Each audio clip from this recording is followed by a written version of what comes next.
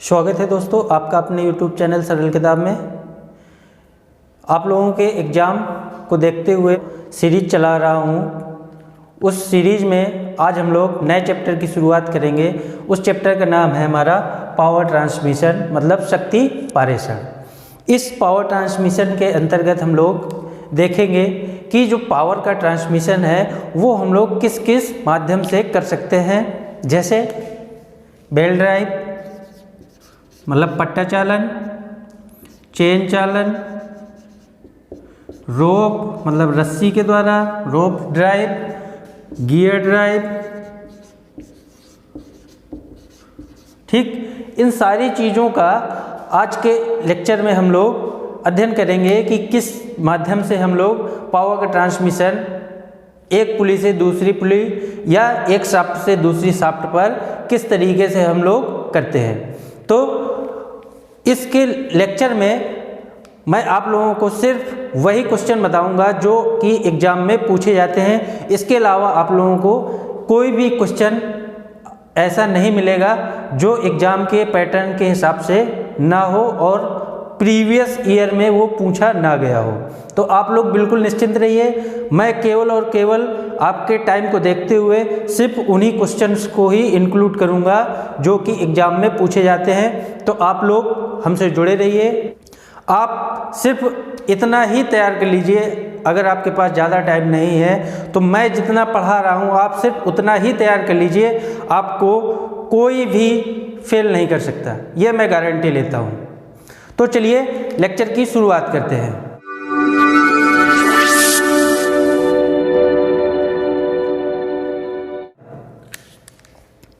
सबसे पहले आपका आता है कि पावर ट्रांसमिशन आखिरकार है क्या। ठीक है, पावर ट्रांसमिशन है क्या, इसकी हमें ज़रूरत क्यों पड़ी। जैसे हमारे पास कहीं पर कोई पावर मिल रही है, कहीं पर कोई एनर्जी है, मैकेनिकल एनर्जी है।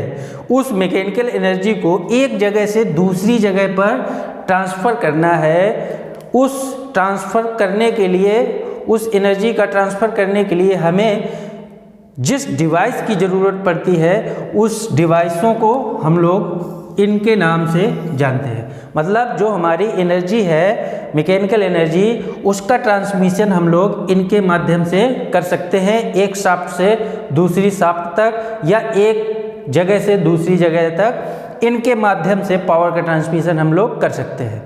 ठीक है, तो अब पावर ट्रांसमिशन करने के लिए हमें शुरुआत में एक चीज़ चाहिए जिससे हमें पावर मिलनी है या जिससे हमें पावर मिल रही है, और दूसरी चीज़ हमें क्या चाहिए, जिसको हमें पावर देनी है, मतलब जहाँ तक हमें पावर पहुँचानी है। हमें दो चीज़ों की ज़रूरत है। तो एनर्जी का ट्रांसमिशन, पावर का ट्रांसमिशन करने के लिए हम लोग क्या करेंगे, दो चीज़ों की ज़रूरत पड़ेगी। पहला एक यह और दूसरा यह। ठीक है, अब यहाँ पर इसके पास क्या है, एनर्जी है, मैकेनिकल एनर्जी। मैकेनिकल एनर्जी, इस मैकेनिकल एनर्जी को यहाँ से हमें इस पर ट्रांसफ़र करना है। ठीक, तो यहाँ से इधर ट्रांसफ़र करने के लिए हमें या तो हम बेल्ट ड्राइव यूज कर लें, पट्टा चालन, या चेन चालन यूज कर लें, या रस्सी चालन यूज कर लें, या गियर चालन यूज कर लें। अब अकॉर्डिंग टू इन दोनों की डिस्टेंस पर निर्भर करेगा कि हमें कौन सा चालन यूज करना है। अगर दोनों शाफ्टों के बीच की दूरी ज़्यादा है तो हम लोग पट्टा चालन यूज कर लेंगे, उससे थोड़ा कम है तो हम लोग चेन चालन कर लेंगे, और शाफ्टों के बीच की दूरी बहुत कम है तो वहाँ पर हम लोग गियर चालन का उपयोग करते हैं। तो अब देखते हैं, सपोज दैट ये हमारे पास मेन शाफ्ट थी, ये हमारे पास एक मेन शाफ्ट थी। अब इस शाफ्ट से ये हमारी ऐसे घूम रही थी। इस शाफ्ट की पावर को हमें इस शाफ्ट में ट्रांसफ़र करना है, यहाँ से हमें यहाँ पर ट्रांसफ़र करना है। तो जिससे पावर हम लोग लेते हैं उसको हम लोग क्या कहते हैं, ड्राइवर शाफ्ट या चालक शाफ्ट। और जिसको हम लोग पावर देते हैं उसको हम लोग क्या कहते हैं, ड्रिवन शाफ्ट। ये हमारी ड्रिवन शाफ्ट हो जाएगी और ये हमारी ड्राइवर। इसमें ये पुली लगी है तो ये ड्राइवर पुली, और ये आपकी क्या हो जाएगी, ये हो जाएगी आपकी ड्रिवन पुली। तो उम्मीद करता हूँ ड्राइवर और ड्रिवन दोनों क्लियर हो गया होगा। जिससे हमें पावर मिल रही है वह आपकी ड्राइवर है, और जिसको हमें पावर देनी है उसे हम लोग ड्रिवन के नाम से जानते हैं, या हम लोग चलित शाफ्ट या चलित पुली के नाम से जानते हैं। अब हम लोग बात करेंगे चालन के वर्गीकरण की।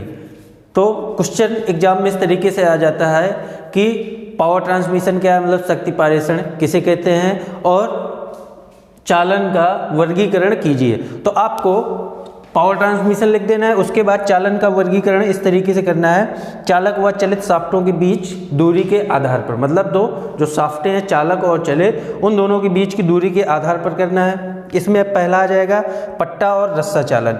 पट्टा और रस्सा चालन आपका अधिकतम दूरी के लिए प्रयोग किया जाता है। जब दो शाफ्टों के बीच में अधिकतम दूरी हो वहाँ पर हमें पट्टा और रस्सा चालन का प्रयोग करना है। दूसरा आपका आ जाता है चेन चालन। तीसरा आपका आता है गियर कैम क्लच। यह है आपका न्यूनतम दूरी के लिए होता है, मतलब दो शाफ्टों के बीच में जब बहुत कम दूरी हो वहाँ पर हम लोग गियर कैम क्लच चालन का प्रयोग करते हैं। लेकिन जो चेन चालन है, यह चेन चालन आपका इसके मतलब न्यूनतम दूरी और अधिकतम दूरी दोनों के बीच की कड़ी है, मतलब इन दोनों के बीच में हम लोग चेन चालन का प्रयोग करते हैं। ना ज़्यादा अधिक दूरी हो और ना ज़्यादा कम दूरी हो, वहाँ पर हम लोग चेन चालन का प्रयोग करते हैं। फिर आता है आपका कनेक्शन की प्रकृति के आधार पर, मतलब जो हमारे पावर ट्रांसमिशन हो रहा है उसमें पावर ट्रांसमिशन के लिए जो हम लोग यूज कर रहे हैं उसका कनेक्शन कैसा है, क्या वह लचीला कनेक्शन है या फिर रिजिड कनेक्शन है। लचीला कनेक्शन का मतलब जो पावर ट्रांसमिशन के दौरान उसमें फ्लेक्सिबिलिटी हो, जैसे पावर ट्रांसमिशन में हमारा पट्टा, चेन और रस्सा, इसमें क्या होता है, ये पावर ट्रांसमिशन के दौरान इसमें फ्लेक्सिबिलिटी रहती है। दूसरा आपका आता है दृढ़ चालन। इसमें आपका गियर कैम क्लच इत्यादि, इसमें से पावर ट्रांसमिशन के दौरान कोई भी फ्लेक्सिबिलिटी नहीं होती है, तो इसलिए इसको रिजिड चालन के अंतर्गत रखा गया है। तीसरा आता है शक्ति पारेषण के सिद्धांत पर। जो हमारा पावर ट्रांसमिशन हो रहा है वो किस सिद्धांत पे हो रहा है, जैसे आपका ये दो डिस्क हैं, ये हमारी क्या है, ये चकती है। अब जब हम इस चकती को इस तरीके से घुमाएंगे तो इसकी पावर इसमें जाएगी, लेकिन किस तरीके से जाएगी, फ्रिक्शन के कारण जाएगी। तो पहला आपका आता है घर्षण चालन और दूसरा आता है धनात्मक चालन। ऐसा चालन जिसमें पावर ट्रांसमिशन जो हो रहा है वह केवल फ्रिक्शन की वजह से हो रहा हो, उसे हम लोग फ्रिक्शन चालन या घर्षण चालन कहते हैं। इसके अंतर्गत बेल्ट, क्लच, रस्सा चालन इत्यादि आते हैं। फिर आता है धनात्मक चालन। इसके अंतर्गत आपका ऐसा चालन जिसमें फ्रिक्शन नेग्लिजिबल हो, वहाँ पर हम लोग चेन, गियर इत्यादि का हम लोग यूज करके पॉजिटिव ड्राइव बनाते हैं। तो ये तो रहा आपका चालन का वर्गीकरण। अब शुरुआत करते हैं हम लोग बेल्ट ड्राइव की। बेल्ट ड्राइव हम लोग शुरुआत करते हैं और इसमें देखेंगे कि बेल्ट ड्राइव कितने प्रकार से, जो हमारा पट्टा चालन है वह कितने प्रकार से हो सकता है। Open belt drive, cross belt drive और उसमें आइडलर पूरी वगैरह लगा के हम सारा सब कुछ बेल्ट ड्राइव से पावर ट्रांसमिशन करते हैं। यह रहा हमारा क्लासिफिकेशन ऑफ बेल्ट ड्राइव, हमारा जो पट्टा चालन है उसका वर्गीकरण। इसमें वर्गीकरण हम लोग पट्टे की आकृति के आधार पर करते हैं, पट्टे को पुलियों पर लपेटने के आधार पर करते हैं, और तीसरा करते हैं पट्टों की पुलियों की संख्या के आधार पर। तो सबसे पहले जो आकृति के आधार पर आता है वह है हमारा चपटा पट्टा चालन, या इसी को हम लोग फ्लैट बेल्ट ड्राइव भी बोलते हैं। फ्लैट बेल्ट ड्राइव, इसमें हमारा जो पट्टे का आकार होगा वह कैसा होगा, फ्लैट आयताकार होगा। ठीक है, इस तरीके से ये हमारा चपटा पट्टा चालन। दूसरा आपका आता है वी बेल्ट चालन। तो जो वी बेल्ट होता है उसका शेप आपका इस तरीके से होता है, समलंब चतुर्भुज के आकार का वी बेल्ट का शेप होता है। बात करें ये जो समलंब चतुर्भुज बन रहा है, इसमें ये जो एंगल है, यह एंगल आपका 30 से 40 डिग्री होता है। तो यह आपकी बात हो गई वी बेल्ट ड्राइव की। दूसरा आता है पट्टे को पुलियों पर लपेटने के आधार पर। जो हमारी पुली है उसमें जो हम लोग पट्टा लपेटेंगे वह किस तरीके से लपेटेंगे, तो देखते हैं। पहला है आपका ओपन बेल्ट ड्राइव, खुला पट्टा चालन, और दूसरा है आपका क्रॉस बेल्ट ड्राइव। तो अगर पुलियों पर पट्टा हम लोग ओपन मतलब खुला लपेट दें इस तरीके से, दूसरे कलर से दिखाते हैं,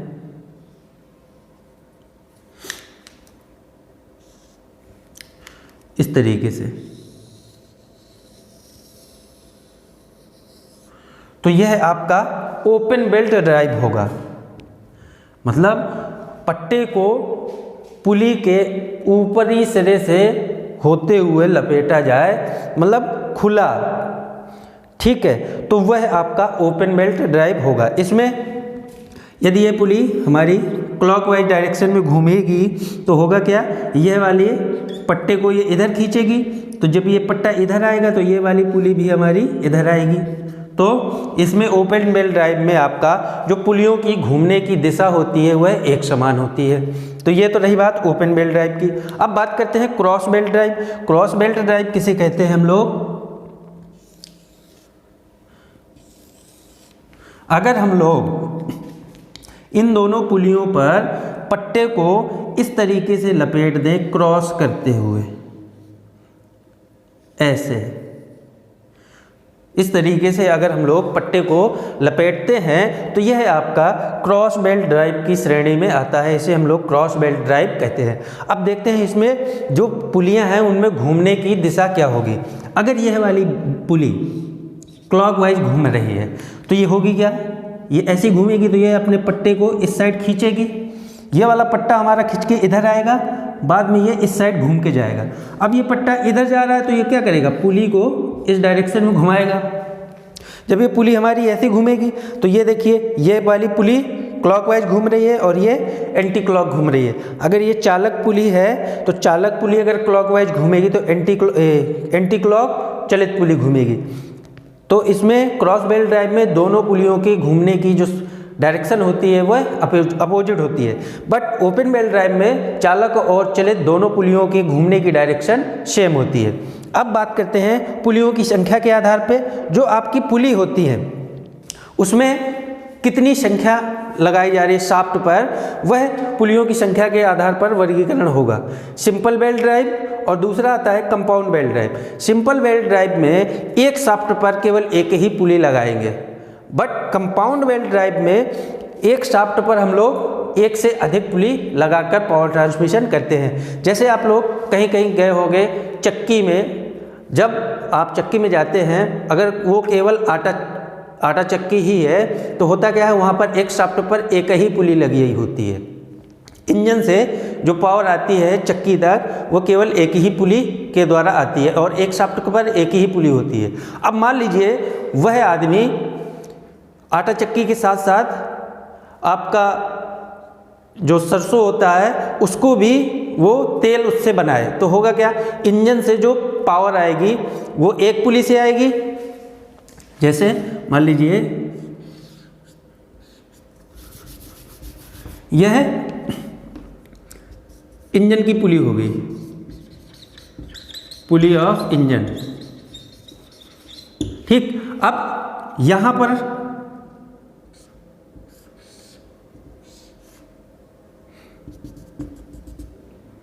इस तरीके से, तो यहां पर यह इंजन से, ये इंजन वाली पुली से पावर इस पे आएगी और यहां पर आप लोग देख रहे होंगे यह जो शाफ्ट है, इस शाफ्ट पे कितनी पुली लगी, 1 2 3 पुली। इस वाली पुली से हमारी इस तरीके से आटा चक्की चलेगी चक्की, ठीक। और ये जो पुली है, इस वाली पुली से वो क्या करेगा, स्पेलर चलाएगा, जिससे हम लोग सरसों से तेल बनाते हैं। तो इस वाली पुली से हमारा आटा चक्की चली और इस वाली पुली से हमारा स्पेलर चला। तो यहाँ पर देख रहे हैं एक शाफ्ट पर कई पुलियाँ लगी हैं, तो ये हमारा कंपाउंड बेल्ट ड्राइव की श्रेणी में आता है। तो उम्मीद करता हूँ ये सिंपल बेल्ट ड्राइव और कंपाउंड बेल्ट ड्राइव बहुत अच्छे से क्लियर हो गया होगा। अब चलते हैं जो हमारा ओपन बेल्ट ड्राइव है, क्रॉस बेल्ट ड्राइव है, ये तो हम लोगों ने सीख लिया, ठीक। अब इसी में एक चीज़ हम लोग और देखते हैं कि जो आपका पट्टा है, यह पट्टा है, पुली का ये सेंटर हो गया। तो पट्टा पुली पर जहाँ तक कांटेक्ट में रहता है, कहाँ तक कांटेक्ट में है, ये इधर से लगा के ऐसे और ये इधर तक। तो जितनी दूरी तक पट्टा पुली की परिधि पर लपटा हुआ होता है, जो कोण बनाता है, यह कोण बनाया, मान लीजिए थीटा या अल्फा, कुछ भी मान लीजिए। तो यह जो कोण बना रहा है, इसको हम लोग angle of lap, angle of lap,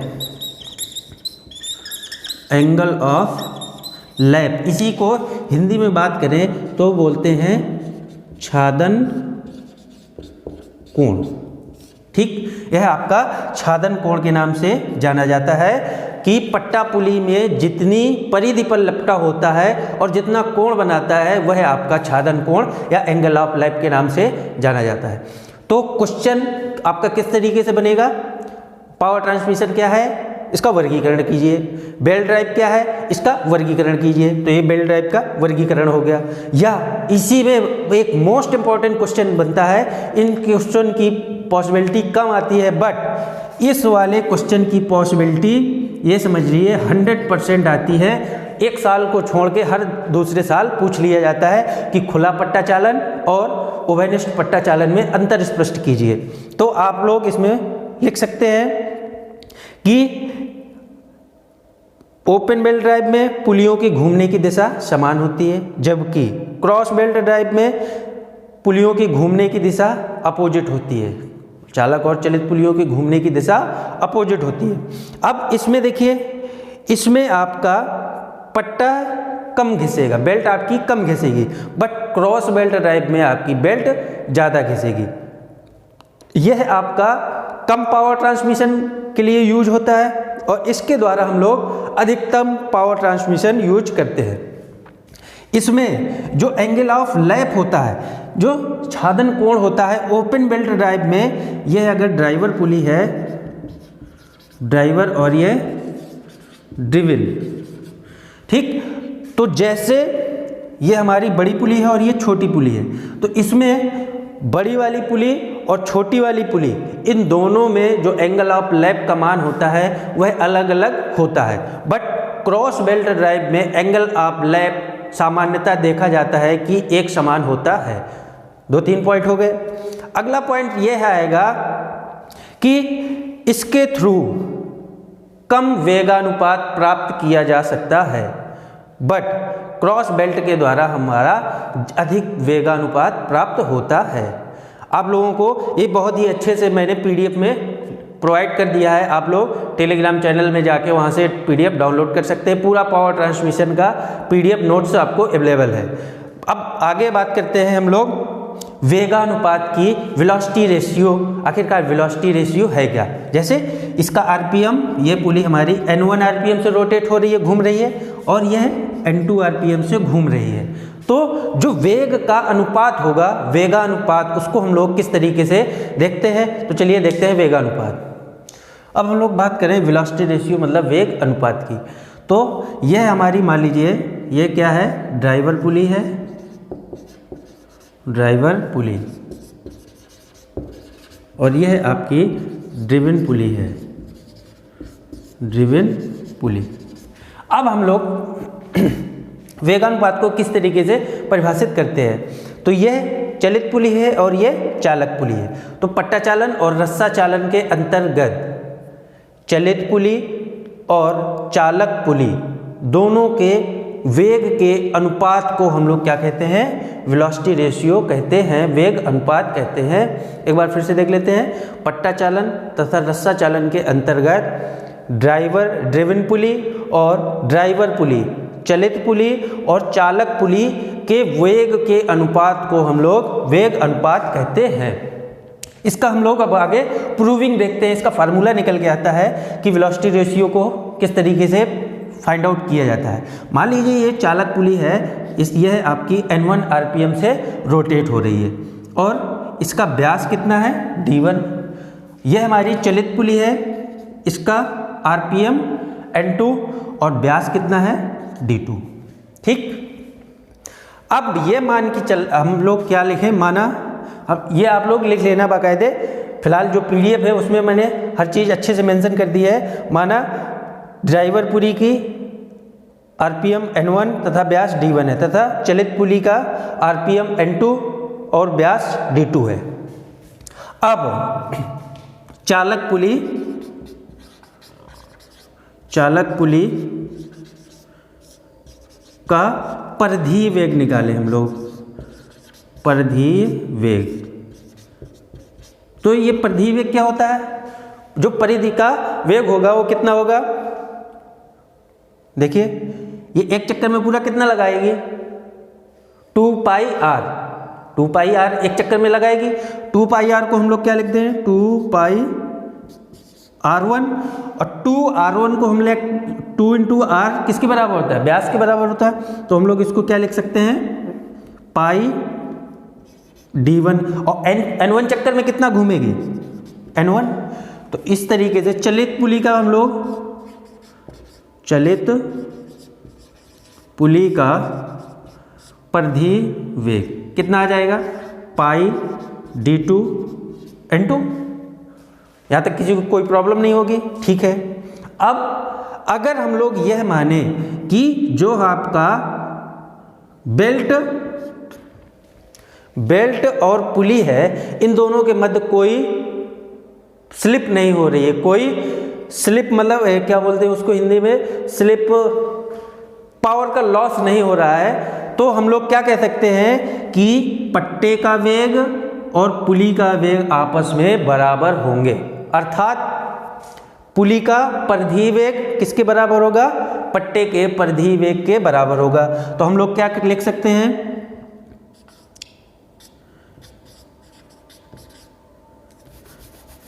यह लिखेंगे यहां पर, माना पुली व बेल्ट के बीच कोई स्लिप नहीं है,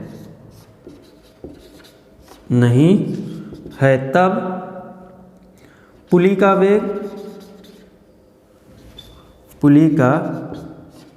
परिधीय वेग बराबर बेल्ट के वेग बराबर बेल्ट का वेग। ठीक है, तो अब हम लोग क्या करेंगे, इन दोनों को आपस में बराबर कर दिए तो क्या आ जाएगा, pi d1 n1 is equal to pi d2 n2। अब हम लोग यह मान के चले कि जो आपकी बेल्ट है इसकी मोटाई, थिकनेस, यहाँ पर एक चीज़ और लिख देंगे हम लोग, माना बेल्ट की मोटाई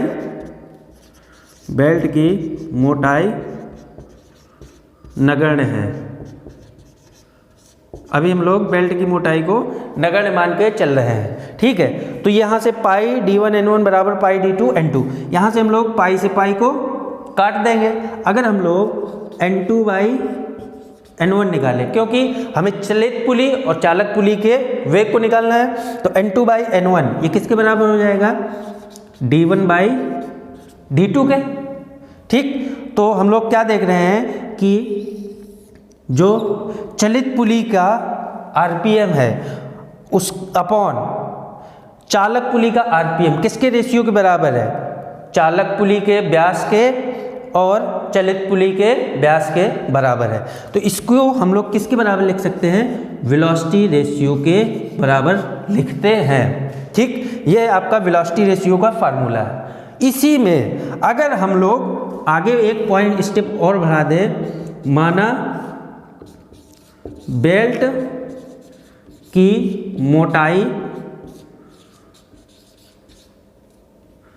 मोटाई T है, तब होगा क्या? इसमें D1 में T और ऐड हो जाएगा, तब क्या होगा? N2 by N1 is equal to D1 plus T upon D2 plus T। यह आपका एक नया फार्मूला मिल जाएगा। फिलहाल अगर एग्जाम में आ जाए तो आप लोग यहाँ तक भी करते हैं, तब भी आपका बिल्कुल सही माना जाएगा और एग्जामिनर जो कॉपी चेक करने वाला होगा वो आपको पूरे के पूरे नंबर देगा। ठीक है, तो ये तो रहा आपका वेगानुपात। अब हम लोगों को चपटे पट्टे के लिए चालन तनाव अनुपात निकालना है। चालन तनाव अनुपात मतलब कि जो हमारा टेंशन है T1 और T2, इनमें जो रेशियो होता है वह हमें अब फाइंड आउट करना है। तो चलिए इस फिगर के माध्यम से हम लोग समझते हैं। ये हमने एक पुली मानी और इस पुली में हमने एक ये पट्टा लपेट दिया। पट्टे में इस साइड तनाव T2 और इस साइड तनाव T1 है। T1 साइड जो तनाव है यह आपका टाइट साइड का है और T2 साइड आपका लूज साइड का तनाव है। ठीक, यह पट्टा आपका जिसका एंगल ऑफ लैप कितना है? थीटा। यह आपका एंगल ऑफ लैप या छादन कोण थीटा है। अब हम लोग क्या करें, इस पट्टे पर एक छोटा सा हम लोग पट्टे का काट माने, जो यहाँ से A से B वाला परिधि पर हो। पट्टे का काट A से B के मध्य हो और जिसका छादन कोण कितना होगा? Angle of lap del theta. यह हमने माना। अब यहाँ पर हम लोग देखेंगे, यदि यह डेल थीटा है तो इतना ये आधा डेल थीटा बाई 2 हो जाएगा। ठीक, अब यहाँ पर देखते हैं, यह एंगल हमारा 90 है, तो यह वाला जो एंगल होगा, यह वाला, ये कितना हो जाएगा? इसको हम यहाँ लिख देते हैं 90 minus del theta by 2। Clear? यह एंगल हमारा 90 माइनस डेल थीटा बाई 2। तो हमारा यह वाला एंगल कितना हो जाएगा? यह एंगल हो जाएगा आपका डेल थीटा बाई 2। क्यों? क्योंकि यह एंगल आपका पूरा 90 है और यह 90 माइनस डेल थीटा बाई 2 है, तो ये हमारा कितना बचेगा? Del theta by 2। उसी तरीके से यहाँ पर भी ये एंगल कितना आ जाएगा? Del theta by 2। क्लियर? अब देखिए, ये हमारा टाइट साइड वाला है और ये हमारा जो पट्टा है ये लूज साइड वाला है। इस लूज साइड पट्टे में A पर तनाव कितना है? T, और B पर तनाव कितना है? T प्लस डेल T, मतलब T से थोड़ा सा ज़्यादा होगा, उसको हम लोगों ने T प्लस डेल T मान लिया। अब जब हमारा पट्टा चलेगा तब होगा क्या? पट्टा और पुली के मध्य घर्षण बल लगेगा। घर्षण बल लगेगा, पट्टा हमारा इधर की ओर जा रहा है तो घर्षण बल हमारा इस साइड लगेगा म्यू आर। ठीक है, क्योंकि फ्रिक्शन फोर्स हमेशा डायरेक्शन, जो गति की दिशा है उसके विपरीत कार्य करता है, तो यह हमारा म्यू आर इधर कार्य किया। अब जब पट्टे को हमने पुली पर लपेटा तो इस पर हमारी एक अविलंब प्रतिक्रिया मतलब नॉर्मल कार्य करेगी, जो कि हमारा आर है। ठीक, अब देखते हैं यहाँ पर कौन कौन से फोर्स कार्य कर रहे हैं। पहला है आपका एक नॉर्मल रिएक्शन, दूसरा यह T, तीसरा म्यू आर और चौथा T प्लस डेल T। यह 4 फोर्स कार्य कर रहे हैं। ठीक है, अब हमें सभी को यह क्षैतिज है, यह ऊर्ध्वाधर है, यह और यह क्या है, इंक्लाइंड है। तो हमें क्या करना है, इसका और इसको क्षैतिज और ऊर्ध्वाधर में तोड़ लेना है।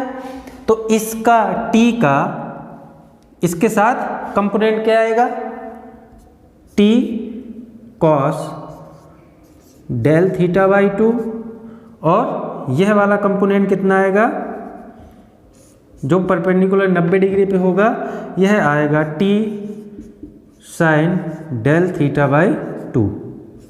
उसी तरीके से इसका t प्लस डेल t का इसके साथ कोण बन रहा है, तो यह वाला कंपोनेंट कितना आएगा, t plus del t cos del theta by 2, और इसका दूसरा वाला कंपोनेंट कितना आएगा, t plus del t sine del theta by 2। बस अब हमें कुछ भी नहीं करना, क्या करना है, ऊर्ध्वाधर बल बराबर ऊर्ध्वाधर कर देना है और क्षैतिज बल बराबर क्षैतिज बल के कर देना है। तो यहाँ पर हम लोग देख रहे हैं r ऊपर की ओर लग रहा है और t sine del theta by 2 और t plus del t into sine del theta by 2 नीचे की ओर कार्य कर रहा है। तो यहाँ पर हम लोग लिखेंगे वर्टिकल फोर्स को लेने पर या बैलेंस करने पर, यहाँ पर देखेंगे क्या, r इज इक्वल टू किसके है, t sine del theta by 2, t sine del theta by 2 plus दूसरा क्या है, t plus del t sine del theta by 2। अब हमें क्या करना है, इसको सॉल्व कर लेना है। ये कितना आ जाएगा, t sine del theta by 2 plus इसको ओपन कर देंगे, कितना आ जाएगा, t sine del theta by 2 plus del t into sine del theta by 2। ठीक, अब देखते हैं यह और यह जुड़ जाएंगे आपस में, तो क्या आ जाएगा, 2t sine del theta by 2 plus del t, ये कितना आ जाएगा, साइन डेल थीटा बाई 2। अब हम लोग क्या देखते हैं कि यह जो डेल थीटा एंगल है, यह वाला, ये जो AOB है, यह angle of left del theta बहुत ही कम है। तो हम लोग क्या मानेंगे, ये हमारा R के बराबर हो जाएगा, चूंकि del theta by 2 is very small, so होगा क्या, हम लोग इसको क्या करके del theta by 2 is equal to क्या मान लें, साइन डेल थीटा बाई 2 के, मतलब डेल थीटा बाई 2 को हम लोग किसके, साइन डेल थीटा बाई 2 के बराबर मान लेंगे। तो ये हम लोग यहाँ पर क्या लिख सकते हैं, 2t, इसकी जगह साइन डेल थीटा बाई 2 की जगह only del theta by 2, del theta by 2 plus ये कितना आ जाएगा, डेल t, और इसकी जगह हम लोग क्या लिख देंगे, डेल थीटा बाई 2। क्लियर है। अब देखिए यह ऑलरेडी पहले से ही छोटा टेंशन था, अब इसमें छोटा एंगल का और मल्टीप्लाई करवा दिया, मतलब कहने का जैसे 0.2 है, इसमें 0.3 का मल्टीप्लाई करवा दिए तो कितना आ जाएगा, 0.06। हमारी वैल्यू हमारी और कम हो गई। तो दो छोटी चीज़ों को आपस में, दो छोटी क्वांटिटी को आपस में मल्टीप्लाई कराने पर वह आपस में और छोटी हो जाती है। तो यहाँ पर हम लोग देख रहे हैं यह छोटी, यह भी छोटी, दोनों का आपस में मल्टीप्लाई करवाएंगे तो ये और छोटी हो जाएगी। तो हम लोग क्या करें, इसको नेग्लेक्ट कर दें। तो उसके पहले ये 2 से 2 कट गया। तो यहाँ पर हम लोग लिखेंगे चूंकि del theta into is very small, very small, so इसको हम लोग क्या कर देंगे, नेग्लेक्ट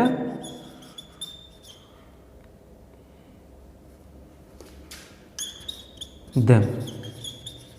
इसको हम लोग क्या कर दिए, नेग्लेक्ट कर दें, तो कितना आ जाएगा, ये हमारा आ जाएगा r is equal to T into del theta के।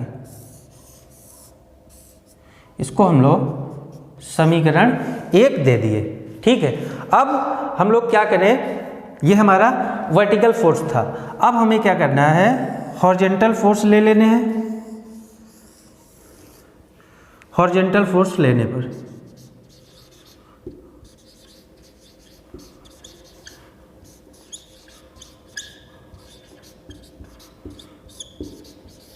जब हम लोग हॉरिजॉन्टल फोर्स लेंगे तो देखेंगे क्या, म्यू आर इधर लग रहा है और T cos del theta by 2 भी इधर लग रहा है, इस side T plus del T into cos del theta by 2। तो हम लोग क्या लिखेंगे, mu R plus T cos del theta by 2 is equal to किसके, T plus del T cos del theta by 2 के।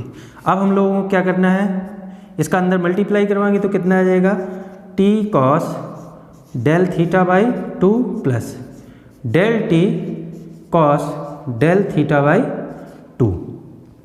अब यहाँ पर mu R plus T cos del theta by 2। अब देखते हैं ये और ये आपस में कैंसिल आउट हो गया, तो यहाँ पर कितना बचा, mu R is equal to कितना आ गया, del T into cos del theta by 2 के। ठीक है, अब देखते हैं कॉस में यह जो डेल थीटा बाई 2 है, इसको हम लोग क्या करते हैं, 1 के बराबर मान लें। क्यों, क्योंकि यह आपका बहुत ही छोटा है, तो हम लोग क्या लिख देंगे, लेट बी, माना कि cos del theta by 2 is equal to 1। तब होगा क्या, यहाँ से क्या आ जाएगा, mu R is equal to del T के। अब आर की वैल्यू उठा के समीकरण 2 में रख दें, यह हमारा समीकरण 2। तो यहाँ पर क्या लिखेंगे, put the value of R in equation second. जब हम लोग रखेंगे तो क्या आ जाएगा, म्यू आर की value T into del theta, तो हम लोग क्या रखेंगे, T into del theta is equal to, ये किसके आ जाएगा, डेल टी के। अब यहाँ से हम लोग देखें क्या, म्यू टी को हम लोग इधर भेजें, T del theta is equal to del T by T. यह हमारा निकल कर आया। यह हमारी, ये जो हमने ये वाली, ये छोटा सा जो हमने एंगल ऑफ लैप लिया था, इसके लिए हमारा यह निकलकर टेंशन में आया।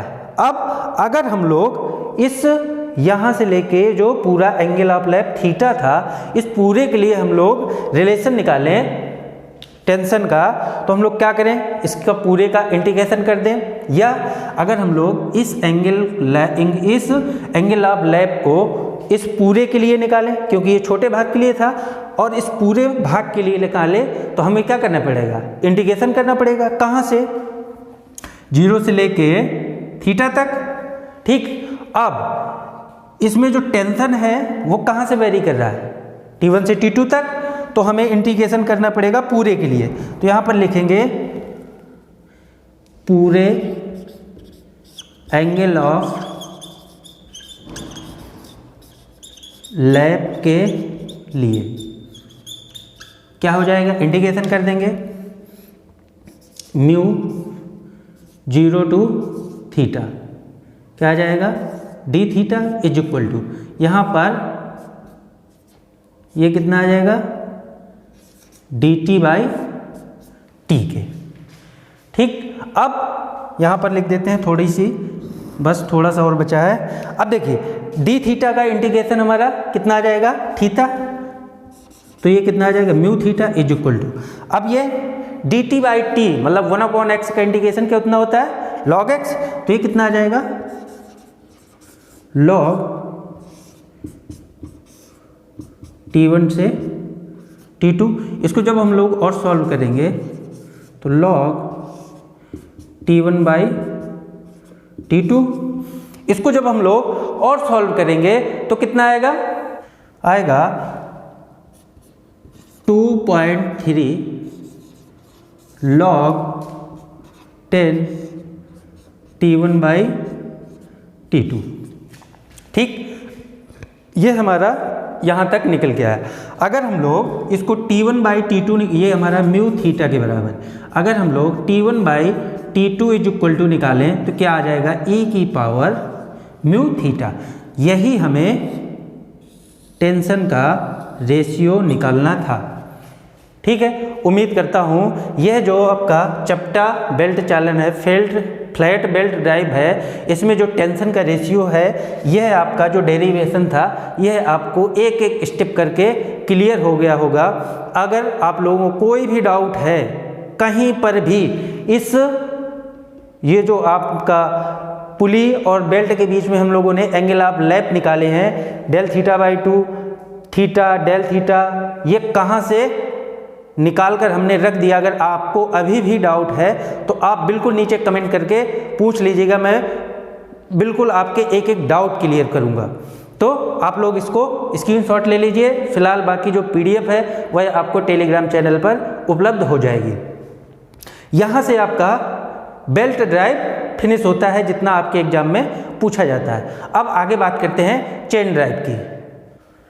चेन ड्राइव आपका, जैसा कि मैंने पहले ही बता दिया है कि चेन ड्राइव आपका एक पॉजिटिव ड्राइव की श्रेणी में आता है, क्योंकि इसमें कोई भी फ्रिक्शन वगैरह नहीं होता है। तो इससे आपका सिर्फ यही क्वेश्चन पूछा जाता है कि चेन चालन किसे कहते हैं, इसके लाभ और हानियाँ लिखिए। तो चेन चालन में लाभ बेसिकली कौन कौन से हैं? यह गियर की अपेक्षा ज़्यादा दूरी तक पावर ट्रांसमिशन में सक्षम है।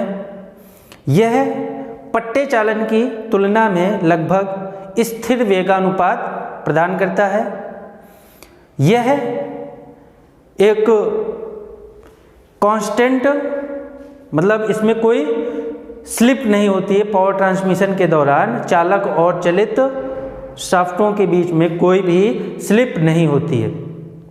इसका उपयोग हम बेसिकली बाइक, चेन, टैंक्स इत्यादि में कर सकते हैं। यह आपका गियर की तुलना में एक सस्ता चालन प्रणाली है। ठीक, ये तो आपके लाभ हो गए। डिसएडवांटेज क्या है, हानियाँ?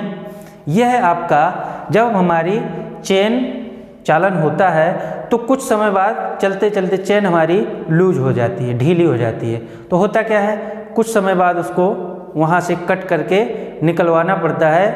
ठीक, और पहला हानि। दूसरा, यह आपका बेल्ट ड्राइव की तुलना में भारी होती है, मतलब बेल्ट की तुलना में चेन भारी होती है।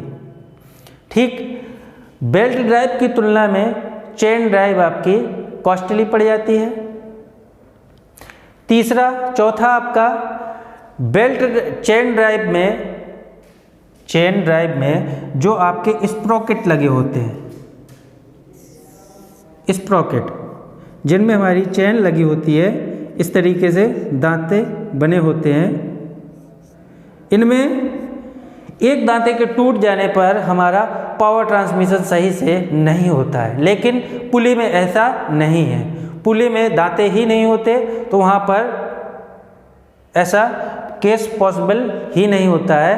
तो चेन ड्राइव से सिर्फ इतना ही पूछा जाता है कि चेन चालन क्या है, इसके लाभ व हानियाँ लिखिए, या चेन चालन की पट्टा चालन से तुलना कीजिए। ठीक है, इसके अलावा चेन चालन में ज़्यादा कुछ नहीं पूछा जाता है। बेसिकली ये जो हैं इनको हम लोग स्प्रोकेट के नाम से जानते हैं, स्प्रोकेट, और इन्हीं के ऊपर ही हमारा चेन लगाई जाती है, चेन लगी होती है। ठीक है, अब बात करते हैं गियर ड्राइव की। ये रहा आपका एक, जितना मुझसे अच्छा से अच्छा हो सकता था मैंने ये एक गियर बनाने की कोशिश की है। ठीक, तो गियर आपका है क्या? गियर एक विशिष्ट प्रकार का दांतेदार पहिया है जिसकी परिधि पर दांते कटे होते हैं। यह आपके क्या है, गियर के दांते हैं।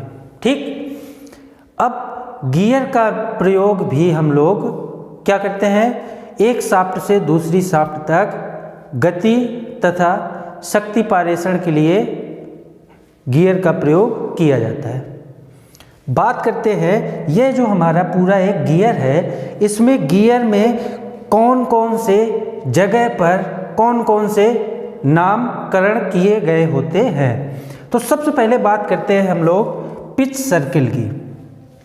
तो यहाँ पर आप लोग देख रहे होंगे, यह जो आपका यह डॉट डॉट डॉट डॉट करके पिच सर्किल हमने बनाया है, ये जो डॉटेड लाइन खींची है यही आपका पिच सर्किल है। तो आखिरकार पिच सर्किल कहते किसे हैं?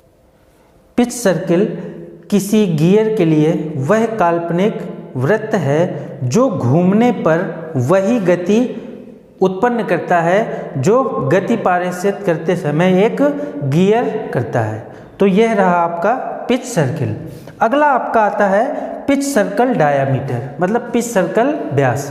तो जो आपका पिच सर्कल है, पिच वृत्त है, उसका जो व्यास होगा वही आपका पिच सर्कल डायामीटर कहलाएगा।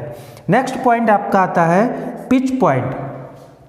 पिच पॉइंट किसे कहते हैं? दो मिलने वाले गियर, जैसे एक गियर हमने यह बना दिया, दूसरा गियर हमारा जब इसके ऊपर आके इस तरीके से ऐसे लगेगा, ठीक, इस तरीके से हमारा दूसरा वाला गियर जब लगेगा तो उनके जो पिच सर्किल, मान लो एक गियर का पिच सर्किल यह है और दूसरे वाले गियर का पिच सर्किल हमारा यह इस तरीके से मान लीजिए है। तो जिस पॉइंट पर आपका दो मिलने वाले गियर के पिच सर्किल जहाँ पर मिलते हैं उसको हम लोग किस नाम से जानते हैं? पिच पॉइंट के नाम से जानते हैं, उसे हम लोग पिच बिंदु के नाम से जानते हैं। अगला पॉइंट आता है हमारा पिच सर्कल। तो पिच सर्कल आखिर कहते किसे हैं? तो पिच सर्किल जो पिच सरफेस है या जो पिच सर्किल है हमारी, यह है हमारा पिच सर्किल। देखिए डॉट डॉट करके हमने ये खींचा है। पिच सर्किल पर जो सतह प्राप्त होती है, जो लेयर प्राप्त होती है, वही हमारी लेयर क्या कहलाती है? पिच सरफेस कहलाती है, पिच सतह कहलाती है। अच्छा, पिच सर्किल से ये हमारा पिच सर्किल है, तो यहाँ से ये हमारी पिच सर्किल है। यहाँ से नीचे का भाग, गियर के दांते के निचला भाग, पिच सर्किल से नीचे का भाग हमारा फ्लैंक कहलाता है और पिच सर्किल के ऊपरी वाला भाग हमारा क्या कहलाता है? फेस कहलाता है। क्लियर? यहाँ तक क्लियर हो रहा होगा। ठीक, तो गियर का यह जो ऊपरी वाला हिस्सा होता है, जो यह दिख रहा है, इसको हम लोग अपर फेस या ऊपरी सतह के नाम से जानते हैं। और एक चीज़ बता दें, गियर में जितना भी मेजरमेंट होगा वह आपका पिच सर्किल से ही मेजरमेंट किया जाएगा। यह आपका पिच सर्कल है।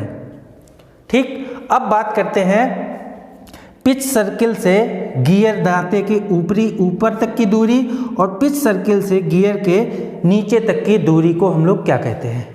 तो पिच सर्किल से गियर दांते के सबसे ऊपर तक की दूरी को हम लोग अडेंडम के नाम से जानते हैं। पिच सर्किल से गियर दांते के नीचे तक की दूरी को हम लोग डेडेंडम के नाम से जानते हैं। जैसा आप लोग यहाँ पर देख रहे होंगे, यहाँ से यह आपका अडेंडम है, दांते क्या ऊपरी हिस्से तक, और पिच सर्किल से दांते के निचले हिस्से को हम लोग क्या कहते हैं? डेडेंडम के नाम से जानते हैं। अब बात आती है टूथ थिकनेस की, दांते की मोटाई। हमने बताया था जो भी मेजरमेंट हम लोग करेंगे वह आपका पिच सर्किल पर ही मेजरमेंट होगा। तो यहाँ पर आप लोग देख रहे होंगे, यह आपकी पिच सर्किल जा रही थी। पिच सर्किल पर जो दांते की मोटाई होती है वही आपकी टूथ थिकनेस कहलाती है। ठीक, अब बात करते हैं अडेंडम सर्किल की। तो हम लोग यहाँ से देख रहे हैं पिच सर्किल से सबसे ऊपरी वाले भाग तक की दूरी को हम लोग क्या कहते हैं? अडेंडम। और जो गियर दांते के ऊपरी सरफेस से हमें जो एक वृत्त प्राप्त होता है उसी को हम लोग अडेंडम सर्किल के नाम से जानते हैं। तो उम्मीद करता हूं, और ये जो आपका डेडेंडम सर्किल है, एक चीज़ और बच रही है, डेडेंडम सर्किल। तो गियर जहां से हमारा स्टार्ट होता है, गियर का दांता जहां से बनना स्टार्ट होता है, वहां पर जो सर्किल बनता है उसे हम लोग क्या कहते हैं, डेडेंडम सर्किल, ठीक। या पिच सर्किल से सबसे निचले हिस्से तक की जो दूरी है वहां पर जो सर्किल प्राप्त होता है उसे हम लोग डेडेंडम सर्किल के नाम से जानते हैं। उम्मीद करता हूं ये जो गियर का नॉमेनक्लेचर था यह क्लियर हो गया होगा। तो चलते हैं आगे। अब बात करते हैं सर्कुलर पिच, डायमीट्रल पिच और मॉड्यूल की। तो जो आपका सर्कुलर पिच होता है वह पाई डी बाई टी के इक्वल होता है। मतलब जहाँ पर डी क्या है, पिच व्यास है, टी क्या है, नंबर ऑफ टीथ है। डायमीट्रल पिच यह इसको पीडी से प्रदर्शित करते हैं, यह टी बाई डी के इक्वल होता है। मॉड्यूल यह है आपका डी बाई टी के बराबर होता है, या इसी को हम लोग डायमीट्रल पिच का रेसिप्रोकल भी बोल सकते हैं। अब बात करते हैं हम लोग आगे चल के गियर का क्लासिफिकेशन करते हैं और गियर ड्राइव कितने प्रकार का होता है। तो चलिए आगे देखते हैं गियर का क्लासिफिकेशन एंड गियर ड्राइव। यह रहा आपका गियर का वर्गीकरण, और इसमें देखते हैं समांतर शाफ्ट अक्षों वाले गियर पहला आता है। इसमें कौन कौन से गियर आते हैं, पहला है स्पर गियर, दूसरा हेलिकल, तीसरा रैक एंड पिनियन, और चौथा गियर का आता है इंटरनल गियर। इसी में एक गियर और आ जाता है हेरिंग बोन गियर। तो देखते हैं समांतर शाफ्ट अक्षों वाले गियर, मतलब ऐसे गियर जिनकी शाफ्टें आपस में क्या हों, समांतर हों। जैसे हम पहला ही गियर बनाए दे रहे हैं,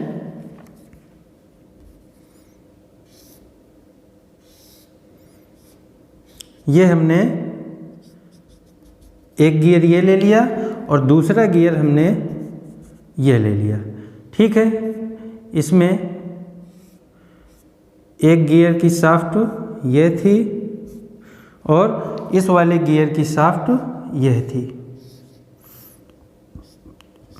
तो आप लोग यहाँ पर देख रहे होंगे इन दोनों गियर की जो शाफ्टें हैं ये आपस में क्या है, समांतर है, ठीक। बात करें इसी में स्पर गियर की, तो स्पर गियर के जो टीथ होते हैं वो शाफ्ट की अक्ष के समांतर कटे होते हैं, ठीक है। स्पर गियर में शाफ्ट की अक्ष के समांतर टीथ कटे होते हैं।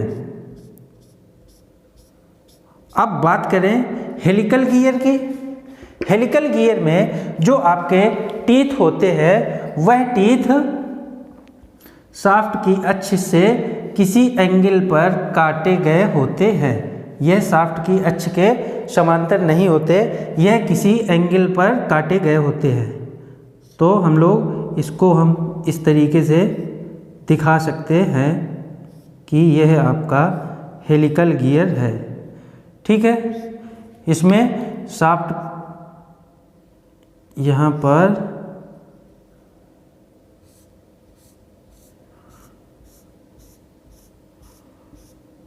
यह आप लोग देख रहे होंगे कि शाफ्ट में जो गियर लगा है उस गियर के जो दांते हैं वह किसी एंगल से काटे गए हैं। तो ऐसे गियर को हम लोग क्या कहते हैं, हेलिकल गियर। यह भी आपका समांतर शाफ्टों की श्रेणी के अंतर्गत आता है। तीसरा आपका आता है रैक एंड पिनियन। एक इस तरीके से होता है, यहाँ पर आपके गियर के दांते ऐसे कटे होते हैं और यहाँ पर आपका रैक में दांते इस तरीके से कटे हुए होते हैं। तो यह आपका पिनियन है और यह रैक है। यह भी आपका समांतर शाफ्ट अक्षों वाले गियर की श्रेणी गए आता है। अब बात आती है इंटरनल गियर में। इंटरनल गियर ऐसे गियर जिनमें हमारी दांते अंदर से कटे हुए हैं आपके इंटरनल गियर कहलाते हैं। यह भी आपका इसी के अंतर्गत है। अब आता है यह बात परस्पर काटने वाली शाफ्ट अक्षों वाले गियर। ऐसे गियर जिनकी शाफ्टें आपस में एक दूसरे को कट करती हों, ऐसे गियर हमारे बेवल गियर और माइटर गियर आते हैं। तो देखते हैं बेवल गियर और माइटर गियर है क्या। ये बहुत ही मोस्ट इम्पॉर्टेंट क्वेश्चन है, एग्जाम में डायरेक्ट पूछ लिया जाता है, गियर किसे कहते हैं, गियर का वर्गीकरण कीजिए। तो अब देखते हैं bevel gear.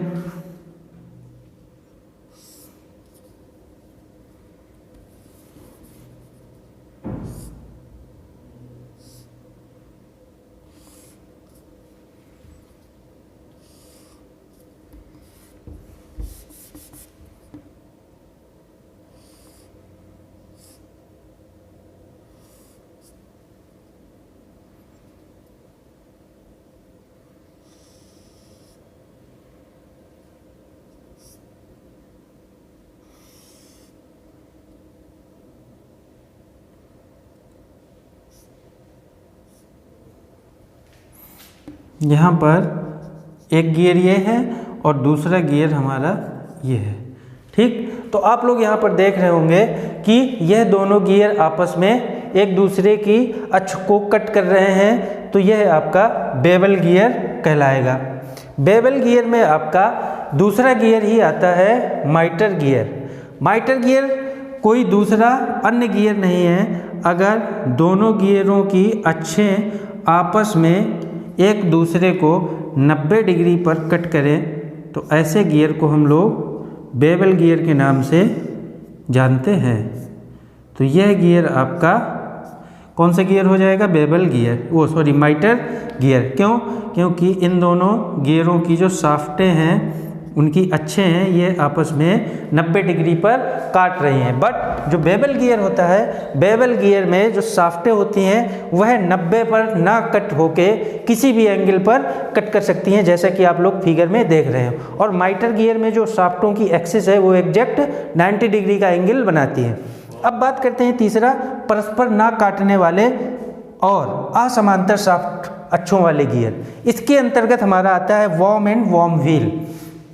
Warm and worm wheel को आप सभी लोगों ने देखा होगा, जितने भी गांव से बिलोंग करते हैं तो जो चारा काटने वाली मशीन होती है उसमें वॉर्म एंड वॉर्म व्हील लगा होता है। जैसा कि आप लोग फिगर में देख रहे होंगे कि वॉर्म एंड वॉर्म व्हील का फिगर किस तरीके से होता है।